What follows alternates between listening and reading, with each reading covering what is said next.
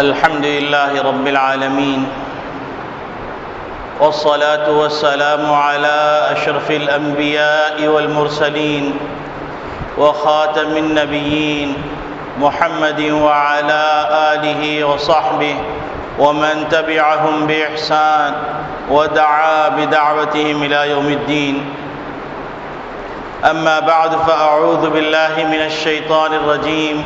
بسم الله الرحمن الرحيم. قال الله تبارك وتعالى: لن تنالوا البر حتى تنفقوا ما تحبون. وقال النبي صلى الله عليه وسلم: اليد العليا خير من اليد السفلى، او كما قال عليه الصلاة والسلام. میرے محترم بزرگوں، عزیز دوستوں، دینی اسلامی بھائیوں، ہماری زندگی میں بہت سے ایسے مواقع آتے ہیں جن مواقع پر ہم اللہ کا قرب حاصل کر سکتے ہیں، لیکن بہت سے مواقع کا معلوم نہ ہونے کے نتیجے میں ہم اللہ کے قرب حاصل کرنے کے آسان طریقے کو بھول جاتے ہیں اور آسان راستہ ہم سے ظہور ہو جاتا ہے، جس کے نتیجے میں بہت سی نیکیاں جو اپنے آخرت کے لیے ذخیرہ کی جا سکتی ہیں وہ نیکیاں چھوٹ جاتی ہیں۔ اللہ رب العالمین نے نیکیاں حاصل کرنے کے لیے ایک طریقہ رکھا ہے جس کا نام ہے صدقہ۔ حدیث شریف میں آتا ہے کہ نبی اکرم صلی اللہ علیہ وسلم نے ارشاد فرمایا: ان فی المال حقا سوى الزکاۃ، کہ بے شک مال کے اندر اور بھی حقوق ہیں زکوٰۃ کے علاوہ۔ ہم یہ سمجھتے ہیں کہ زکوٰۃ ادا کر دی، اب مال پر ہمارا کوئی اور ثواب کمانے کا راستہ نہیں ہے، لیکن حدیث میں نبی کریم صلی اللہ علیہ وسلم نے ذکر فرما دیا کہ ان فی المال حقا سوى الزکاۃ، کہ مال کے اندر اور بھی حقوق ہیں بندوں کے اللہ کے زکوٰۃ کے علاوہ، وہ صدقات ہیں۔ صدقہ کیا چیز ہے؟ صدقہ ما یتقرب الی اللہ بہ، یہ اللہ کے قرب حاصل کرنے کا ایک آسان راستہ ہے۔ صدقہ کرنے کے نتیجے میں اللہ رب العالمین کا قرب حاصل ہوتا ہے، اور اللہ رب العالمین اخلاص کے مطابق 1 روپیہ صدقہ کرنے کو بڑھا سکتے ہیں احد کے پہاڑ تک، اور احد کے پہاڑ کے مطابق صدقہ کرنے کو بغیر اخلاص سے، بغیر ثواب کی نیت سے گھٹا کے رائی کے دانے کے برابر بھی کر سکتے ہیں۔ قرآن کریم میں آتا ہے کہ اللہ رب العالمین نے ارشاد فرمایا: مثل الذین ينفقون اموالهم فی سبیل اللہ، مثال ان لوگوں کی جو اللہ کی راہ میں خرچ کرتے ہیں، کمثل حبۃ، ایک دانے کی طرح ہے، انبتت 7 سنابل فی کل سنبلہ 100 حبہ، کہ ایک دانہ اس کو بویا گیا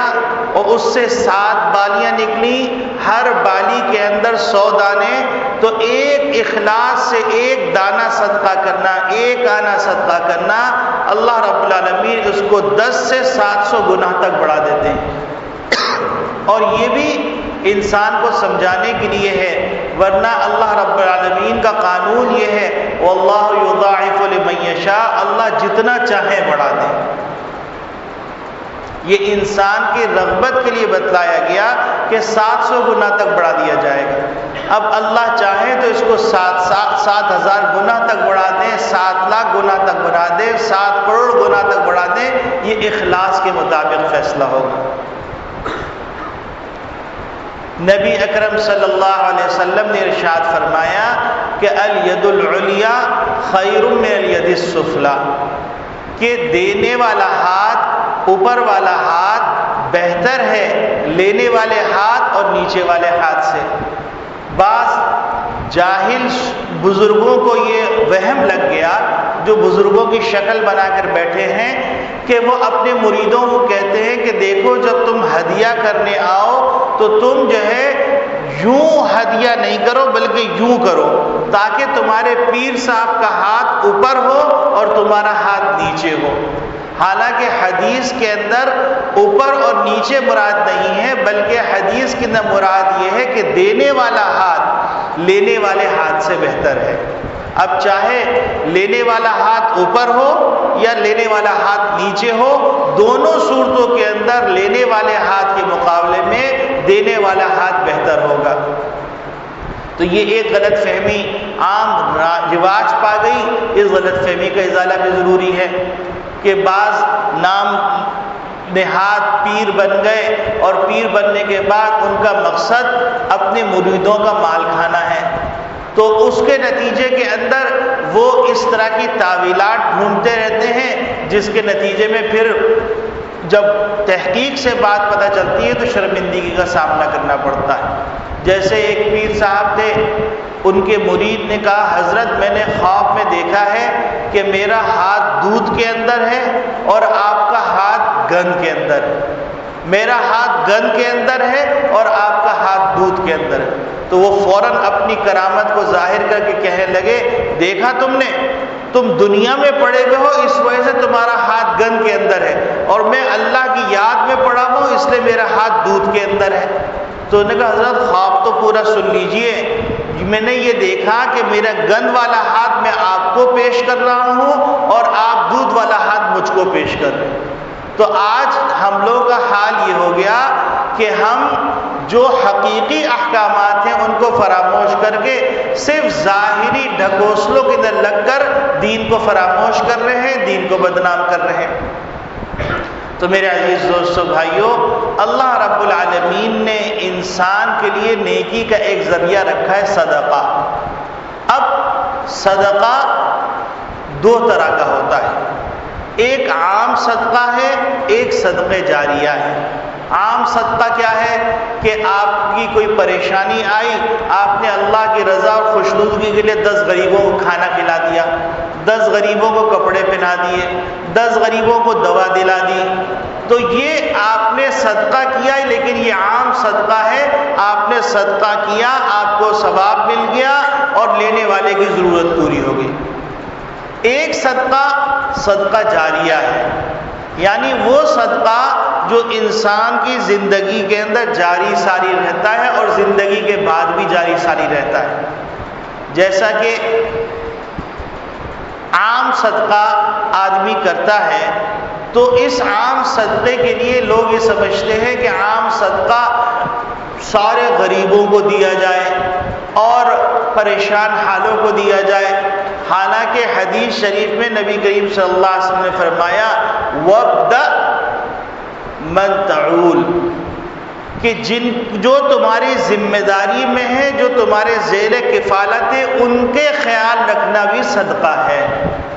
تو لوگ اس کو صدقہ نہیں سمجھتے۔ بیوی کا نان نفقہ یہ صدقہ ہے، اولاد کا نان نفقہ یہ صدقہ ہے، بہن بھائیوں کا نان نفقہ یہ صدقہ ہے، رشتہ داروں کا خیال رکھنا یہ صدقہ ہے، رشتہ داروں کا خیال رکھنا یہ صدقہ ہے۔ تو نبی کریم صلی اللہ علیہ وسلم نے جس حدیث میں یہ بات فرمائی کہ الید العلیٰ خیر من الید السفلیٰ، کہ اوپر والا ہاتھ دینے والا ہاتھ بہتر ہے لینے والے ہاتھ اور نیچے والے ہاتھ سے، تو اسی حدیث کے اندر دوسرا جملہ ارشاد فرمایا وابدأ بما تعول، کہ تمہارے زیر کفالت جو لوگ ہیں ان کا خیال رکھو، ان سے اس صدقے کا آغاز کرو۔ آج معاشرے کے اندر رشتہ داروں کا خیال رکھنا غلط سمجھا جاتا ہے۔ یہ سمجھا جاتا ہے کہ وہ تو ہمارا خیال کرتے ہی نہیں، تو ہم ان کا کیوں خیال کریں، وہ ہماری کوئی خوشی سے خوش نہیں ہوتے، ہم ان کا کیوں خیال کریں۔ یاد رکھیے کہ رشتہ دار کا خیال رکھنا عام آدمی کے خیال رکھنے سے زیادہ بہتر ہے۔ اس میں 2 فضیلتیں حاصل ہوتی ہیں، ایک فضیلت حاصل ہوتی ہے صدقے کی اور ایک فضیلت حاصل ہوتی ہے صلہ رحمی کی۔ تو یہ ایک بات نبی کریم صلی اللہ علیہ وسلم نے ارشاد فرمائی۔ اسی حدیث کے اندر تیسری بات نبی کریم صلی اللہ علیہ وسلم نے یہ ارشاد فرمایا الصدقۃ ما کان عن ظہر غنن، کہ بہترین صدقہ کیا ہے کہ جو پیچھے مالداری کو چھوڑے۔ کیا مطلب یہ کہ اپنا سارا مال صدقہ نہ کر دیا جائے، بلکہ کچھ مال اپنے لیے، اپنے گھر والوں کے لیے رکھا جائے۔ اور اگر کوئی آدمی پورا مال صدقہ کر دے تو وہ گنہگار ہوگا۔ اگر ابو بکر صدیق رضی اللہ تعالیٰ عنہ یہ عمل کرے تو وہ باعث اجر، باعث ثواب اور انتہائی بلندیوں کو حاصل کرنے کا ذریعہ ہے، کیونکہ وہ اس مقام پر پہنچے ہوئے تھے جس مقام پر ہم اور آپ میں سے کوئی نہیں پہنچ سکتا۔ یہی وجہ ہے کہ نبی کریم صلی اللہ علیہ وسلم نے فرمایا کہ میں نے سب کا حق ادا کر دیا، ابو بکر کا حق اللہ ہی ادا کرے گا۔ تو حضرت ابو بکر صدیق رضی اللہ تعالیٰ عنہ کی بات الگ ہے۔ اب بعض لوگ یہ مثال دیتے ہیں کہ نبی کریم صلی اللہ علیہ وسلم کے ہاں 3 مہینے تک فاقہ رہا، چولہا نہیں جلا۔ تو ایک دفعہ امی جان عائشہ صدیقہ رضی اللہ تعالیٰ عنہ سے پوچھا گیا کہ پھر آپ لوگ کھاتے کیا تھے؟ تو انہیں فرمایا الاسودان، 2 چیزیں، التمر والماء، پانی اور کھجور، اس سے ہمارا گزارا چلتا تھا۔ تو اب بعض لوگوں کو اس سے یہ مغالطہ ہوا کہ شاید آپ صلی اللہ علیہ وسلم خود تو فاقہ کرتے تھے، اپنے ازواج مطہرات کو بھی زبردستی فاقہ کرواتے تھے۔ تو یاد رکھیے، اس غلط فہمی کو دور ہو جانا چاہیے کہ نبی کریم صلی اللہ علیہ وسلم سال کے شروع میں ساری ازواج مطہرات کو پورے سال کا مہینے کے اعتبار سے نفقہ دے دیا کرتے تھے۔ اب نبی کریم صلی اللہ علیہ وسلم جس طرح سخی تھے اس طرح ازواج مطہرات بھی سخی تھیں، تو ازواج مطہرات اپنی خوش دلی سے وہ جو مال آیا ہوا ہوتا تھا اس کو صدقہ کر دیتی تھی۔ اب اس کے نتیجے کے اندر ہوتا کیا تھا کہ کھجور اور پانی پہ گزارا کیا جاتا تھا۔ تو یہاں پر بعض لوگ یہ سمجھتے ہیں کہ آپ صلی اللہ علیہ وسلم نفقہ نہیں دیتے تھے اور اس کے نتیجے میں عمل کرتے ہوئے اپنی بیویوں کو قصے سناتے ہیں کہ دیکھو امی جان عائشہ صدیقہ رضی اللہ تعالیٰ فرمائے 3 دن تک ہم نے کھجور اور پانی پہ گزارا کیا۔ خود تو بھائی صاحب مختلف دعوتوں میں جا کے دعوتیں کھا رہے ہیں، اپنی بیوی کو رابعہ بصریہ بنا رہے ہیں۔ ایسے لوگ بھی سننے میں آئے، دیکھنے میں آئے کہ اپنی بیوی کے لیے تو یہ حکم یہ ہے کہ دیکھو رابعہ بصریہ نے قناعت کے ساتھ زندگی گزاری، لہذا تم بھی قناعت کے ساتھ زندگی گزارو۔ تو 6 مہینے تک دلیا پکوا کے کھلایا، اور خود باہر جاتے اور سامنے دکان، بیوی اوپر سے دیکھ رہی ہے، سامنے دکان سے جا کے تکا پراٹھا اور بوٹیاں کھا کے آ رہے ہیں۔ تو یہ بے اعتدالی، یہ اسلام کی تعلیم نہیں ہے۔ یہ کوئی مسلمان اگر ایسا کر رہا ہے تو یہ اس کا شخصی معاملہ ہے اور اس کو کوئی ثواب نہیں ملے گا بلکہ گناہ ملے گا۔ تو نبی کریم صلی اللہ علیہ وسلم ازواج مطہرات کو پورا نفقہ دیتے تھے، اور وہ پورا نفقہ جو ان کے لیے کفایت کرتا تھا، اور اس کے بعد وہ اللہ کی راہ میں خرچ کر دیتی تھی، تو آپ صلی اللہ علیہ وسلم بھی خرچ کر دیتے تھے اللہ کی راہ میں، اور ازواج مطہرات بھی خرچ کر دیتی تھیں۔ تو اس کے نتیجے میں نوبت یہاں تک آتی کہ کھجور اور پانی پہ گزارا ہوتا۔ تو یہ ایک بہت بنیادی غلط فہمی ہے جو معاشرے میں عام چل رہی ہے، اور غلط طور پہ اس سے استدلال کیا جاتا ہے، تو اس کی بھی اصلاح ہو جانی چاہیے۔ تو نبی کریم صلی اللہ علیہ وسلم نے فرمایا وَابْدَأْ بِمَنْ تَعُولُ، تم صدقے کا آغاز ان لوگوں سے کرو جو تمہارے ذمہ داری میں، تمہارے زیر کفالت ہیں، ان کا خیال کرو۔ اور بہترین صدقہ فرمایا نبی کریم صلی اللہ علیہ وسلم، بخاری شریف کی روایت ہے، اسی کے اندر فرمایا الصدقۃ ما کان عن ظہر غنى، کہ بہترین صدقہ وہ ہے جو اپنے پیچھے کچھ مالداری چھوڑے، یعنی ایسا نہ ہو کہ خرچ کر دیا گیا بعد میں خود بھیک مانگتے پھر رہے ہیں، تو ایسا نہیں ہو، بلکہ اعتدال کا راستہ قرآن میں اس کی تشریح کی گئی ہے، بڑی وضاحت کے ساتھ کہا گیا ہے کہ الذین ينفقون اموالهم، کہ جو لوگ اپنے اللہ کی راہ میں خرچ کرتے ہیں تو وہ ایسا نہیں کرتے کہ پورا مال خرچ کر دیتے، بلکہ درمیان کا راستہ اختیار کرتے ہیں، اعتدال کا راستہ اختیار کرتے ہیں۔ تو صدقے کے بارے میں ایک تو بات یہ ہو گئی کہ نبی کریم صلی اللہ علیہ وسلم نے فرمایا کہ صدقہ الصدقۃ ترد البلاء وتطفئ غضب الرب، کہ یہ صدقہ چاہے صدقہ جاریہ ہو یا صدقہ عام ہو، یہ صدقہ انسان سے مصیبتوں کو ٹالتا ہے اور اللہ کے غصے کو ٹھنڈا کرتا ہے، یعنی اللہ کے غضب کو ٹھنڈا کرنے کا ذریعہ ہے۔ تو یہ صدقہ ایک عام صدقہ ہے جو ہم کو کرنا چاہیے، چاہے وہ 1 روپے ہو، چاہے وہ 2 روپے ہو۔ اللہ رب العالمین گنتی کو نہیں دیکھتے، اللہ رب العالمین کیفیت کو دیکھتے ہیں کہ کتنے اخلاص سے خرچ کیا جا رہا ہے۔ اب صدقے کے قبول ہونے کی 2 شرطیں ہیں۔ ایک شرط تو یہ کہ اخلاص سے کیا جائے، جیسے کہ بعض روایت میں اخلاص کی صورت یہ بیان کی گئی کہ ایک ہاتھ کو دیا جائے دوسرے ہاتھ کو پتہ نہ چلے۔ اور صدقے کے قبولیت کی دوسری شرط یہ ہے کہ انسان اخلاص کے ساتھ جو ہے صدقہ کرے۔ ایک صدقہ کرے اخلاص کے ساتھ، اور دوسری شرط یہ کہ مال حلال کے ساتھ صدقہ ہو، یعنی حرام مال بہت سے لوگ ہیں فکس ڈپازٹ بینک کے اندر رکھوا دیے اور اب وہ پیسہ آ رہا ہے اس سے صدقات کر رہے ہیں اور خوش ہو رہے ہیں کہ بھائی ہمارے پاس پیسہ آ رہا ہے تو ہم اللہ کی راہ میں خرچ کریں۔ بہت سے لوگ ایسے ہیں جو بینک میں جمع کروا دیے پیسے، اب جب پیسے آ رہے ہیں تو اس جو سود مل رہا ہے اس سود سے زکوٰۃ ادا کر رہے ہیں اور ان کا اپنا پیسہ اپنی جگہ پر رکھا ہوا ہے۔ تو یہ بہت بڑی غلط فہمی ہے۔ صدقات نافلہ ہوں یا صدقات واجبہ ہوں، ان کے لیے ضروری یہ ہے کہ مال حلال ہو، اور دوسری شرط جو ضروری ہے اس کی قبولیت کے لیے کہ وہ اخلاص کے ساتھ ہو۔ تو صدقے کی قبولیت کی 2 شرطیں ہیں، وہ 2 شرطیں حاصل کر کے کوئی 1 روپیہ خرچ کرے تو بھی ثواب ملے گا، کوئی 8 آنے خرچ کرے تو بھی ثواب ملے گا۔ اصل اس کا دار و مدار اخلاص پر ہے، جیسے حدیث میں آتا ہے کہ اللہ رب العالمین اس صدقے کو 1 دانہ کوئی صدقہ کرتا ہے اخلاص کے ساتھ تو اس کو اللہ رب العالمین بڑھا کر اتنے مقام تک پہنچا دیتے جتنا احد کا پہاڑ ہے۔ تو زیادہ خرچ کرنا، جس کو استطاعت ہے زیادہ خرچ کرنے کی وہ زیادہ خرچ کرے، لیکن اگر کسی کو استعداد نہیں ہے تو وہ بھی اس سے محروم نہ رہے بلکہ صبح اٹھے اور اٹھنے کے بعد خرچ کرے۔ جیسے کہ ایک حدیث میں آتا ہے ما من مسلم یصبح الا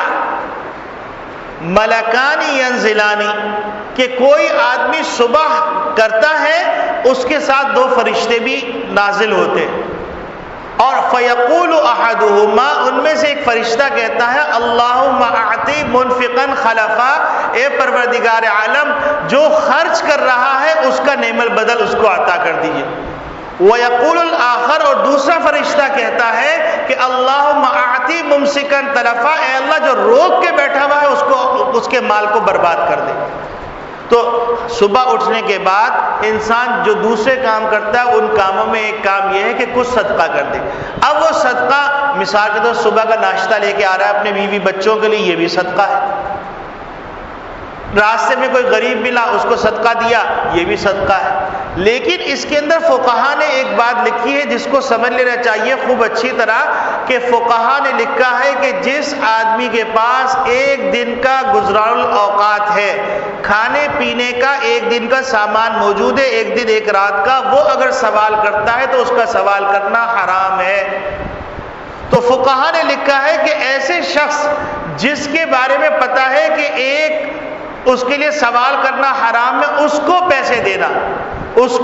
دینا حرام میں معاونت کرنا ہے، یہ باعث ثواب نہیں۔ اب بہت سے لوگ کہتے ہیں کہ بھائی راستے میں ہم کو فقیر ملتے ہیں، اب ہم کو پتہ نہیں، تو یاد رکھیے جو راستے میں فقیر مل رہے ہیں ہم ظاہر کے مکلف ہیں، اور ظاہر کے مکلف اگر ظاہر سے اندازہ یہ ہو رہا ہے کہ راستے میں جو شخص ملا ہے وہ واقعتاً فقیر ہے، چرسی ہیروئنچی موالی نہیں ہے، تو اس کو دینے ظن غالب کے مطابق دینے پہ آپ کو گناہ نہیں ملے گا اور آپ کے صدقے پہ آپ کا ثواب ملے گا۔ لیکن اگر آپ کو لگ رہا ہے کہ یہ بھکاری اپنے عادت سے مجبور ہے تو ایسے بھکاری کو دینا گناہ ہے، کیونکہ آپ قوم کو بھکاری بنا رہے ہیں۔ اور حدیث شریف میں آتا ہے کہ جو شخص بھیک مانگتا ہے کل حشر کے میدان میں اس حال میں اٹھایا جائے گا کہ اس کے منہ پر خراشیں ہوں گی اور زخم ہوں گے جو اس نے بھیک مانگا ہے۔ تو اب جتنی بھی شکلیں بھیک مانگنے کی، اب لوگ یہ سمجھتے ہیں کہ پیالہ لے کے جو بھیک مانگا گیا وہ بھیک ہے، اور باقی جو بن مٹھی بھیک مانگے گا وہ بھیک نہیں ہے۔ یاد رکھیے بھیک ساری صورتیں بھیک ہیں، چاہے چھپ کے مانگا گیا وہ بھی بھیک ہے، چاہے کٹورا لے کے مانگا گیا وہ بھی بھیک ہے، اور بھیک سے بچنے کی تلقین نبی کریم صلی اللہ علیہ وسلم نے اس قدر فرمائی کہ آپ صلی اللہ علیہ وسلم کے پاس ایک صاحب آئے تو آپ صلی اللہ علیہ وسلم نے ان سے کہا تمہارے پاس گھر میں کچھ ہے؟ تو انہیں بتایا کہ ہاں ایک پیالہ اور ایک ٹاٹ ہے۔ آپ صلی اللہ علیہ وسلم نے منگوایا اور اس کے بعد اس کو بیچا، بیچنے کے بعد کلہاڑی کا پھل منگوایا، ایک لکڑی لی اور اس کے بعد اس کو جوڑا اور فرمایا 15 دن تک تم جو ہے جنگل سے لکڑیاں کاٹو، جنگل سے لکڑیاں کاٹ کے بازار میں لا کے بیچو اور اس کے بعد پھر تم سے بات ہوگی۔ جب وہ آئے تو آپ صلی اللہ علیہ وسلم نے اس کے کچھ مال سے ان کو گندم دلوایا تھا، پہلے جب جو بیچا تھا اس سے گندم دلوایا تھا، انہوں نے کہا اللہ کے رسول اس میں برکت بھی ہو گئی اور اب مجھے مانگنے کی ضرورت نہیں۔ تو ایسے موقع میں نبی کریم صلی اللہ علیہ وسلم نے فرمایا کہ کیا تم پسند کرتے ہو کہ تمہارے چہرے کے اوپر قیامت کے دن خراشیں ہو، زخم ہو، پیپ کے دانے ہو اور پیپ رس رہا ہو تمہارے بھیک کے سوال کی وجہ سے؟ آج بدقسمتی سے بڑے بڑے عہدوں پہ بیٹھ کر، منصب پہ بیٹھ کے بھیک مانگتے ہیں۔ اب اس بھیک کو آپ کوئی بھی رنگ دے دیجئے، رشوت کی صورت ہو یا جو ہے صرف اسپیڈ منی کے نام سے ایک اصطلاح نکالی ہے کہ آپ کو کام دیر سے کروانا ہے تو اتنے پیسے، اور اسپیڈ منی کا مطلب یہ ہے کہ آپ کو کام اگر جلدی کروانا ہے تو آپ اوپر سے پیسے دیے، اور بھائی خوش دلی سے دے رہے ہو نا، ہاں اچھا ٹھیک ہے، تو رشوت تو نہیں دے رہے ہو نا بھائی، آپ اپنے آپ کو تسلی دینے کے لیے کچھ بھی کر لیجئے، وہ حرام ہی ہے۔ ایسے لوگ بھی دیکھنے کو ملے کہ وہ کسٹم میں ملازم ہیں اور کہتے ہیں کہ ہم بالکل رشوت نہیں لیتے۔ ہاں البتہ اگر کوئی پیسے لے کے آتا ہے تو ہم اپنے مسلح کے نیچے رکھ دیتے ہیں اور مسلح کو اٹھا کر اور اس کو رکھتے ہیں، اس کے اوپر قرآن شریف رکھ دیتے ہیں، کچھ دنوں بعد وہ پیسے اٹھا لیتے ہیں۔ تو کیا مسلح کے نیچے رکھنے سے وہ حلال ہو جائے گا؟ یہ اپنے آپ کو دھوکہ دے رہا ہے۔ یا قرآن شریف کے نیچے سود کے پیسے، رشوت کے پیسے رکھنے سے وہ حلال ہو جائیں گے؟ کوئی حلال نہیں ہوگا، یہ صرف اپنے آپ کو دھوکہ دے رہا ہے۔ بعض لوگ کہتے ہیں کہ ہم اس لیے رشوت لیتے ہیں تاکہ ہم ٹیکس ادا کر دیں، بجلی کے بل ادا کر دیں۔ یاد رکھیے کہ نبی کریم صلی اللہ علیہ وسلم فرمایا الراشی والمرتشی کلاہما فی النار، رشوت لینے والا رشوت دینے والا دونوں جہنمی۔ ہاں اگر رشوت لینے والا کسی کا حق دبا رہا ہے اور رشوت لیے بغیر کام نہیں کر رہا تو ایسی صورت میں رشوت دینے والا گناہگار نہیں ہوگا، رشوت لینے والا گناہگار ہوگا۔ جیسے آج کے معاشرے کے اندر حال یہ ہو گیا، آپ جائز کام کروانے جائیے، جائز طریقے سے آپ کا کام ہی نہیں ہوگا، اور آپ ناجائز کام کرنے چلے جائے تو اتنے جائز طریقے سے، اتنے معزز طریقے سے، اتنی صحیح طریقے سے کیا جائے گا کہ آپ کو محسوس ہونے لگے گا کہ آپ شاید جائز طریقے سے چھوڑ دیں، ناجائز طریقے سے کام کریں۔ یہ حال ہو گیا معاشرے کا، اور بھیک کا رواج بھی عام ہو گیا۔ تو نبی کریم صلی اللہ علیہ وسلم نے منع فرمایا ہے بھیک کی عادت ڈالنے سے، بھیک کی جو بھی صورت۔ تو عرض کر رہا تھا کہ ایک بھیک کی صورت تو وہ ہے جو کٹورا لے کے مانگا جاتا ہے، ایک بھیک کی صورت یہ ہے کہ معزز طریقے سے بھیک مانگی جاتی ہے۔ دونوں صورتیں بھیک کے اندر داخل ہیں اور دونوں کے لیے سخت وعید ہے، اس سے زیادہ بچنے کی ضرورت ہے۔ اب حدیث کا اگلا جملہ ہے، نبی کریم صلی اللہ علیہ وسلم ارشاد فرماتے ہیں وَمَن يَسْتَعْفِفْ يُعِفُّهُ اللَّهُ، جو پاک دامنی کا راستہ اختیار کرنا چاہتا ہے تو اللہ رب العالمین اس کو پاک دامنی عطا فرماتے ہیں۔ وَمَن يَسْتَغْنِ يُغْنِهِ اللَّهُ، جو غنا اور مالداری اور استغنا کی کیفیت اختیار کرنا چاہتا ہے اللہ تعالیٰ اس کو استغنا عطا فرماتے ہیں۔ ایک واقعہ کتابوں میں لکھا ہوا البدایہ والنہایہ کے اندر موجود ہے، یہ واقعہ ترکمانستان جو روس کے اندر تھا، وہاں 3 محمد تھے، ایک محمد ابن جریر، ایک محمد ابن خزیمہ، ایک محمد ابن نصرانی المروزی، یہ 3 محمد تھے۔ تینوں محمد نے اپنے ملک کے اندر رہ کے علم حاصل کیا اور ان کو پتہ چلا کہ بغداد میں بڑے بڑے محدثین، بڑے بڑے فقہا اور بڑے بڑے متکلمین موجود ہیں، تو ان کو شوق ہوا کہ چلو ہم چل کے بغداد میں علم حاصل کریں۔ تو یہ تینوں بزرگ جو ہے وہاں سے نکلتے ہیں، زیادہ راہ ساتھ لیتے ہیں، جہاز تو تھا نہیں، گھوڑے تھے، پتہ نہیں انہوں نے پیدل سفر کیا، کس طرح سفر کیا، حتیٰ کہ ان کا زیادہ راہ ختم ہو گیا۔ زیادہ راہ ختم ہو گیا، کسی طریقے سے چلتے چلتے وہ بغداد کے مضافات کی ایک مسجد میں پہنچے، وہاں پر انہوں نے پڑاؤ ڈالا۔ پڑاؤ ڈالنے کے بعد انہوں نے یہ طے کیا کہ دیکھو سوال کرنا تو اچھی بات نہیں ہے، زاد راہ ختم ہو چکا ہے، ہم کسی کے پاس پڑھنے جائیں گے، پیٹ میں کچھ ہوگا تو سمجھ میں آئے گا، تو ایسا کرتے ہیں بغداد میں چل کر ہم مزدوری کرتے ہیں، مزدوری کے جب پیسے مل جائیں گے اس کے بعد ہم پڑھنا شروع کریں گے۔ تو اب بغداد تینوں بزرگ نکلے باری باری، لیکن کسی کو ملازمت نہیں ملی، کسی کو مزدوری نہیں ملی۔ اب نوبت یہ آ گئی کہ 3 دن کا فاقہ ہے، تو اس پہ یہ طے کر لیا گیا کہ اب تو ہماری حالت ایسی ہے کہ ہمارے لیے مانگنا جائز ہو گیا ہے۔ تو اب وہ تینوں بزرگوں نے طے کیا کہ فلاں محمد جو ہیں وہ مانگنے جائیں گے۔ تو انہوں نے کہا ٹھیک ہے میں مانگنے جاؤں گا، لیکن مجھے اتنی فرصت دے دو کہ میں 2 رکعت پڑھ لوں۔ اب انہوں نے 2 رکعت پڑھی، اور 2 رکعت پڑھنے کے بعد اللہ سے سوال کیا کہ اے اللہ ساری زندگی تو نے ہم کو مستغنی رکھا، کبھی مانگنے کی ضرورت پیش نہیں آئی، اور ہم کوشش کرتے رہے کہ تیرے سوا کسی کے محتاج نہ رہے۔ اے اللہ تیرے دین کا علم حاصل کرنے کے نکلے ہیں، کیا تو اب ہم کو کسی کے سامنے ہاتھ پھیلانے پہ مجبور کرے گا؟ ابھی وہ یہ دعا کر رہے تھے، منہ پہ ہاتھ پھیرا نہیں تھا کہ ایک بہت شاندار خوان آیا، اتنی بڑی ٹرے، اس کے اندر کھانا سجا ہوا، خوشبو اٹھ رہی ہے، اور اس نے آنے کے بعد تینوں کا نام لیا کہ محمد ابن خزیمہ، محمد ابن المروزی، محمد ابن جریر۔ تو ان کو حیرت ہوئی کہ بغداد میں ہم کو کوئی جانتا نہیں ہے، ہمارا نام لے رہے ہیں، اور کہا کہ تم ترکمانستان سے آئے ہو، تو ان کو بڑی حیرت ہوئی۔ انہوں نے کہا بھائی ہم پہلے کھانا نہیں کھائیں گے، پہلے بتاؤ یہ ماجرا کیا ہے؟ تو انہوں نے کہا ماجرا یہ ہے کہ ہمارے جو بادشاہ تھا، جو اس علاقے کا امیر تھا، والی گورنر تھا، اس گورنر نے یہ کھانا بھیجا ہے آپ تینوں کے لیے۔ تو انہوں نے کہا وہ کیسے ہم کو جانتے ہیں، ہم نے تو کسی کو اطلاع نہیں دی۔ تو کہنے لگے کہ وہ سویا تھا، خواب میں نبی کریم صلی اللہ علیہ وسلم کی زیارت ہوئی، اور آپ صلی اللہ علیہ وسلم نے فرمایا تم کیسے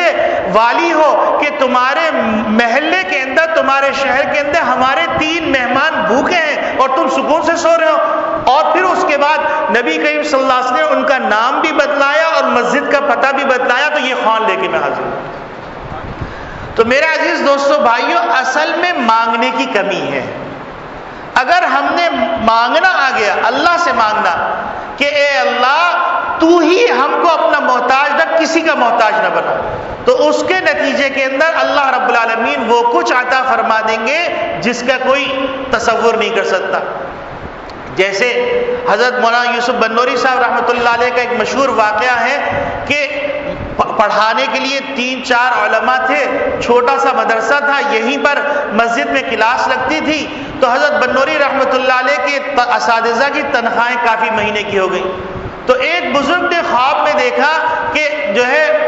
کچھ پیسہ آیا ہے اللہ کی طرف سے، کسی اللہ کے نیک بندے نے دیا ہے، تو ہماری تنخواہوں کا انتظام ہو گیا۔ تو اب وہ کہتے ہیں کہ صبح اٹھے اور حضرت بنوری رحمۃ اللہ علیہ کو خواب سنایا تو حضرت بنوری رحمۃ اللہ علیہ فرمایا ہاں میاں بلی کے خواب میں چھچھڑے ہی نظر آتے ہیں۔ انہوں نے مذاق کر کے ان کو خاموش کر دیا۔ اب یہ کہہ کے وہ گھر تشریف لے گئے، ایک اللہ کا بندہ آیا اور اس نے کہا کہ حضرت یہ آپ کی خدمت میں نے یہ طے کیا ہے کہ آپ کے ادارے کو ضرورت ہے، یہ رقم میں آپ کو پیش کرتا ہوں۔ تو اب حضرت بنوری رحمۃ اللہ علیہ تشریف لائے، فرمانے کہ دیکھو میاں جو تم نے خواب میں چھچھڑے دیکھے تھے وہ واقعتاً آ گئے۔ تو حضرت بنوری کا بھی اصول یہ تھا کہ وہ مانگتے نہیں تھے، اور اگر جو ان کا فارمولہ تھا جس کے مطابق ان کے جو بجٹ تھا اس کے مطابق پیسے آ گئے تو اس کے زائد پیسے فرماتے تھے میاں یہ پیسے جو ہے تم دوسرے مدرسے میں دے دو، ہماری ضرورت پوری ہوگی۔ تو یہی وجہ ہے کہ آج اللہ رب العالمین نے اس ادارے کو ساری دنیا کے اندر قبول فرما لیا، اور اس کے نتیجے کے اندر اس کا کمزور عالم بھی ضائع نہیں ہوتا، کہیں نہ کہیں دین کی خدمت کر رہا ہے۔ دنیا میں جہاں جائیے وہاں پر آپ کو بنوری ٹاؤن کا فاضل امام، مدرس، محدث، مفسر، مفتی کسی نہ کسی کام میں مصروف نظر آئے گا۔ اور ایسے ایسے علاقوں کے اندر جن علاقوں میں انسان پہلی دفعہ پہنچتا ہے تو وہاں دیکھتا ہے کہ یہاں کا فاضل پہلے سے پہنچا ہوا ہے اور وہاں دین کا کام کر رہا ہے۔ تو میرے عزیز دوستو بھائیو، ایک قریب زمانے کی مثال آپ کو دے دی میں نے، ایک آپ کو دور کے زمانے کی مثال دے دی کہ اس زمانے کے اندر اللہ رب العالمین نے استغنا کا ارادہ کرنے والوں کو مستغنی رکھا۔ وقتی طور پر تھوڑا سا امتحان آتا ہے لیکن اس کے بعد اللہ رب العالمین اس کو مستغنی کر دیتے۔ اب ایک جملہ کیا ہے؟ ایک جملہ یہ ہے کہ من یستعفف یعفہ اللہ، جو آدمی پاک دامنی کا ارادہ کرتا ہے اللہ رب العالمین اس کو پاک دامنی عطا کر دیتے ہیں۔ اب اس کے لیے مفسرین نے حضرت یوسف علیہ السلام کا قصہ ذکر کیا کہ حضرت یوسف علیہ السلام کے اگر آپ دیکھیے کہ بادشاہ وقت کی بیوی اور یوسف علیہ السلام اس کے ہاں غلام اور خادم، اور اس بیوی نے پورے محل کے دروازے بند کر دیے۔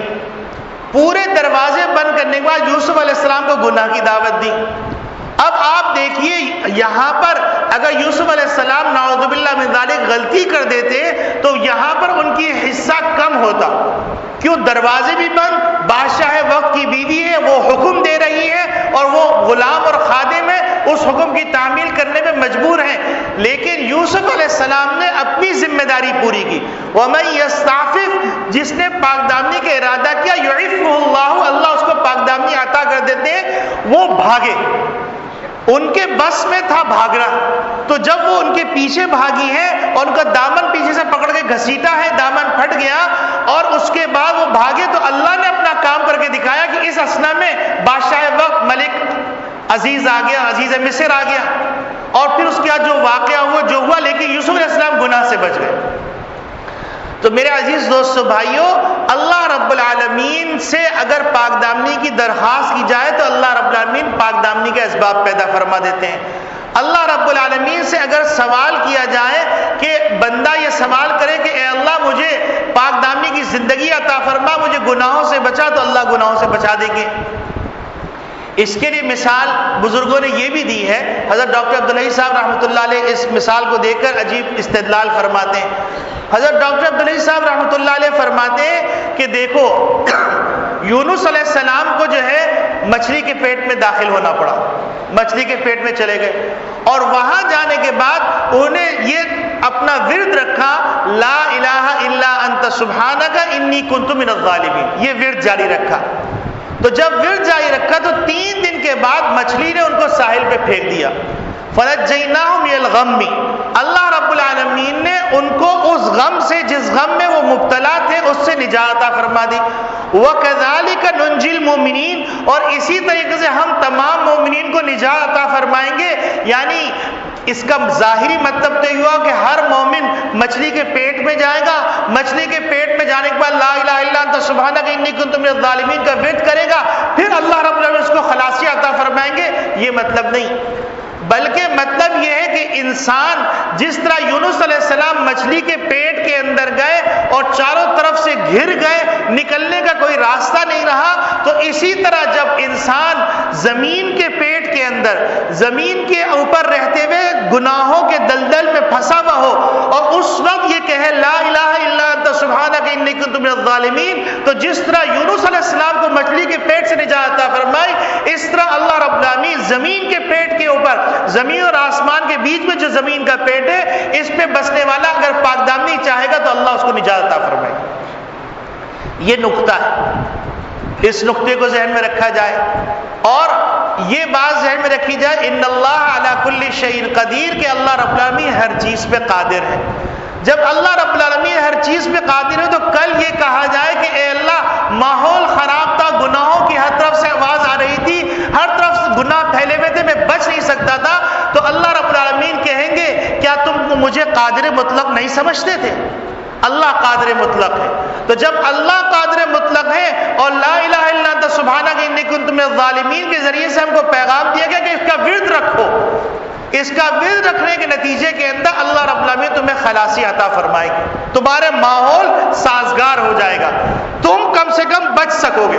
اور جو اس کا اہتمام کرے گا وہ بچ سکے گا۔ تو میرے عزیز دوستو بھائیوں، ایک صدقہ یہ بھی ہے جو عام صدقات میں سے ہے، ادخال سرور قلب المسلم صدقۃ، کہ مسلمان بھائی کے دل کو خوش کر دینا یہ بھی صدقہ ہے۔ آج حال یہ ہو گیا کہ ہم باہر بہت با اخلاق ہیں، گھر میں آئے تو ہم سے زیادہ بد مزاج کوئی نہیں ہے،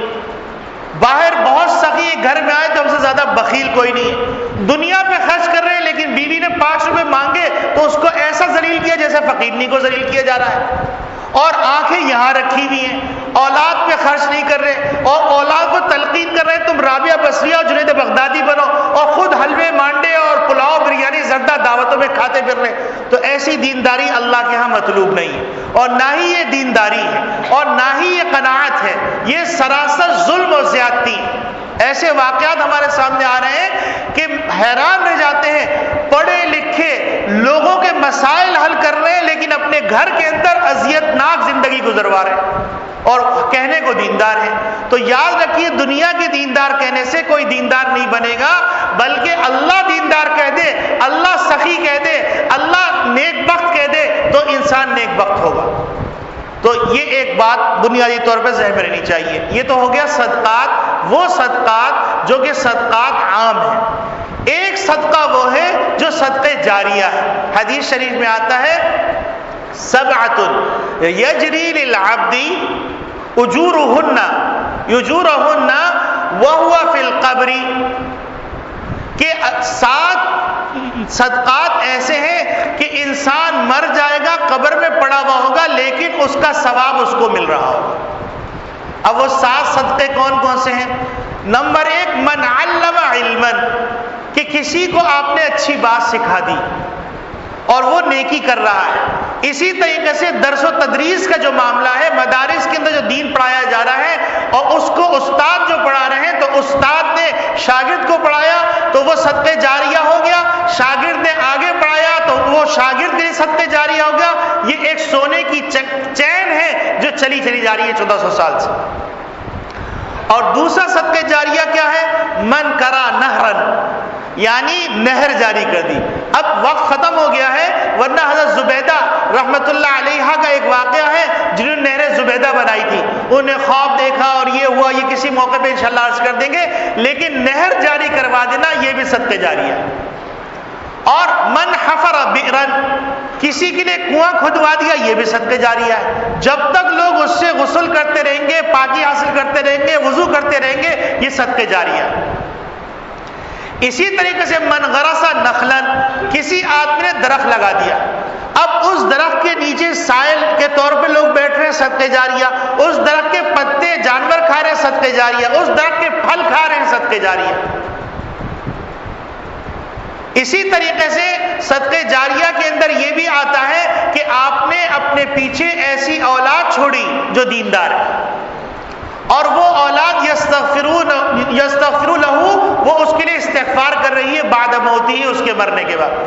حتیٰ کہ ایک روایت میں آتا ہے کہ اگر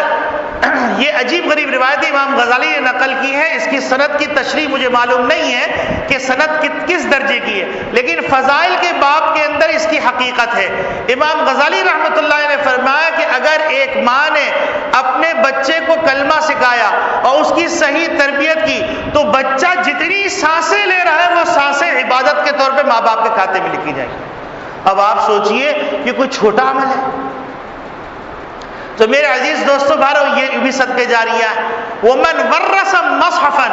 اور اسی طریقے سے صدقہ جاریہ میں کیا ہے کہ قرآن شریف آپ نے جو ہے نا صدقے کے طور پہ مسجد میں رکھ دیا۔ اب بہت سے لوگ کیا کرتے ہیں، قرآن شریف رکھ دیتے ہیں، قرآن شریف بہت سارے ہیں اور اب اور قرآن شریف رکھ دیے اور سمجھتے ہیں کہ یہ خاص ہے قرآن شریف کے ساتھ۔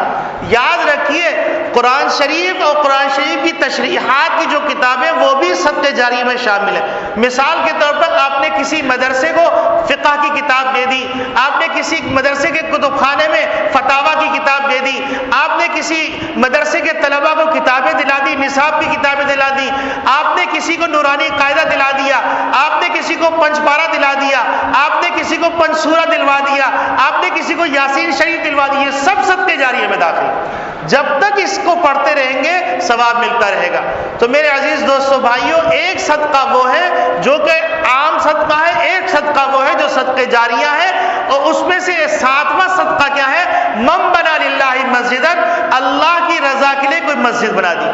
اب لوگ سمجھتے ہیں پوری مسجد بنانے سے ثواب ملے گا، حتیٰ کہ اگر ایک آدمی نے صرف ایک اینٹا دیا مسجد بنانے کو تو جب تک مسجد قائم ہے اس وقت تک اس اینٹے کی برکت سے اس کو ثواب ملتا رہے گا۔ اور بزرگوں نے یہاں تک کہا کہ اگر کسی کے پاس کچھ دینے کے لیے نہیں ہے تو کم سے کم مزدوروں کے ساتھ مل کر کچھ چیز اٹھا کے ادھر سے ادھر رکھ دی. اگر یہ بھی نہیں کر سکتے تو کم سے کم مسجد مدرسے کی کوئی چیز پڑی ہوئی ہے تو اس کی نگرانی کی کوئی چور ہیروئن چی اٹھا کے نہیں لے جائے, وہ بھی صدقے جاریہ میں شامل.